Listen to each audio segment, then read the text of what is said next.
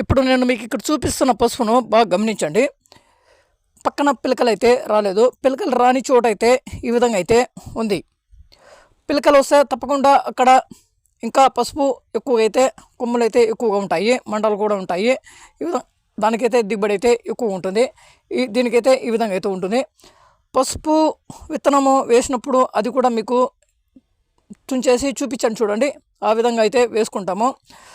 ఇప్పుడు ఒక కొమ్మును 2 ముక్కలుగా చేసేసి అదైతే వేసుకుంటాము. పెద్ద సైజు కొమ్ములైతే, ఇంకా చిన్న సైజు కొమ్ములైతే దానికి అలాగే వేసేస్తాము.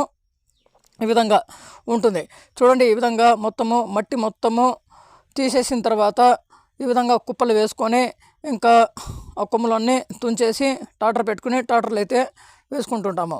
అలాగే మళ్ళీ మండాలు అవేర్లు ఉంటాయి కదా, అవి మొత్తము ఇంకా కొడవల ద్వారా ఈ విధంగా కోసేసి అది కూడా వేసుకుంటాము.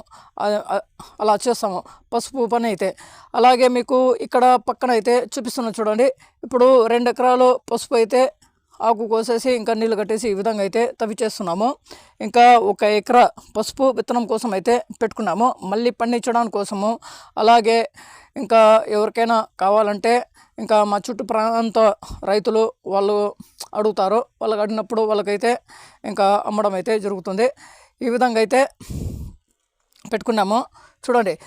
పసుపు పంట తప్పకుండా డ్రిప్ పైపులు ఉంటే, డ్రిప్ సిస్టమ్ ఉంటే దాంట్లో వచ్చేసి మంచి దిగుబడితో పండించుకోవడానికి కోసము అవకాశం అయితే ఉంటుంది. అలాగే వేరుకుళ్ళు, ఈ కుళ్ళు రోగానికి కూడా మందులు అయితే ఉంటాయి. అవి కూడా డ్రిప్ సిస్టంలో వేస్తే ఈ విధంగా కుళ్ళు రోగము రాకుండా ఉండడానికి కోసము బాగుంటుంది.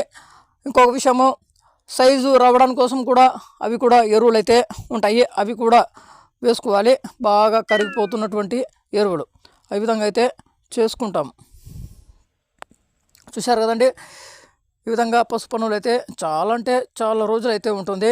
అలాగే ఇంకా పసుపు కలములు కూడా అవి కూడా ఎక్కువ ఉంటాయి. చాలా పనులు అయితే చాలా ఎక్కువగా ఉంటాయి పసుపు పంటకు. ఓకే అండి, బాయ్.